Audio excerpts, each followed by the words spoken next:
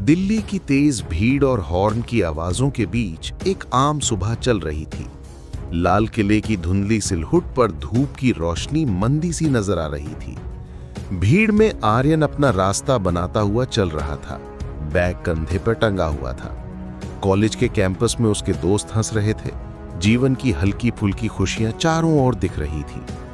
Library की शांत हवाओं में आर्यन किताबों के पन्नों में गुम था, जैसे समय थम सा गया हो। विज्ञान लैब का एक अंधेरा कमरा था। वहां खामोशी और रहस्य साथ साथ बैठे थे। अचानक एक छोटी मकड़ी धीरे धीरे उसके हाथ पर उतर आई। उस नन्ही चीज ने आर्यन के जीवन में एक अजब शुरुआत की चुभन छोड़ दी। मकड़ी ने काटा और आर्यन दर्द से अपना हाथ पकड़े रह गया। रात होते ही वो बेचैनी में उठ गया, पसीने से भीगा हुआ, और आईने में अपना चेहरा देखा। उसकी आंखों में एक नई चमक थी, कुछ अजीब, कुछ नया।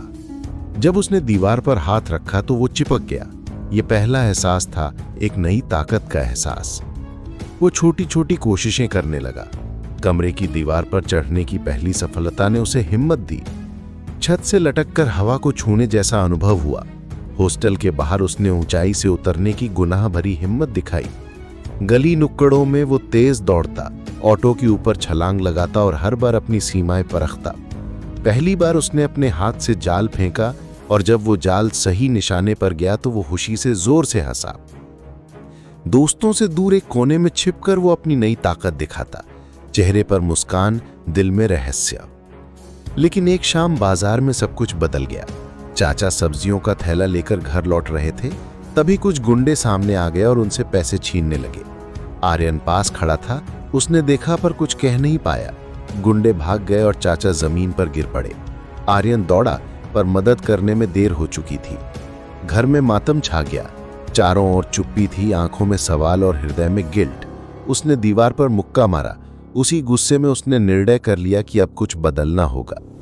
आर्यन ने अपने पुराने कपड़े निकालकर एक नई पहचान बनाने लगा। उसने एक लाल कपड़ा सिलकर उसमें अपना नकाब बनाया। चेहरा छुपाते हुए उसने तय किया कि वो सिर्फ खुद के लिए नहीं, लोगों के लिए खड़े होगा। पहली बार वो छतों पर दौड़ा, शहर की छतों पर अपनी नई रफ्तार आजमाई। उसने जाल से ऑटो रोका, चोरों को पकड़कर नजरें खोल दी। लोगों की आश्चर्य भरी नजरें उसे देखने लगी। बच्चे चिल्लाने लगे, भाई हीरो है। पुलिस वाले दूर से देखकर सोच में पड़ गए। अखबारों में खबरें छपीं और शहर में उसका नाम धीरे धीरे फैलने लगा। एक तरफ वो नई भूमिका को समझ रहा था, तो दूसरी तरफ जिम्मेदारियों का भार भी महसूस कर रहा था। एक रात कहीं और एक वैज्ञानिक एक रोबोटिक सूट तैयार कर रहा था। वो सूट बिजली की चमक के साथ सक्रिय हुआ और शहर में आतंक फैलाने की ठानी। बैंक के बाहर धमाका हुआ, लोग भागे। पुलिस की फायरिंग सूट पर असर नहीं कर सकी। विलन की ठंडी हंसी शहर में गूंज उठी। मेट्रो स्टेशन से लेकर पुल तक उसकी हर हरकत ने दिल्ली को डर के साए में डाल दिया।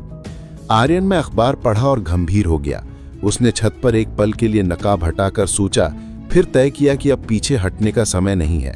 उसने फिर नकाब पहनकर तैयार हुआ और रूफटॉप से छलांग लगाकर विलन का पीछा शुरू कर दिया। भीड़ उसे देखकर चिल्लाती रही। उम्मीद और भय दोनों उसके साथ थे। पहली बार जब उसकी नजर विलन पर पड़ी तो दोनों के बीच एक लंबी टीस से खिंच गई। विलन ने धमकी दी और आर्यन ने आंखों से जवाब दिया कि वो हार नहीं मानने वाला। लड़ाई भयंकर थी।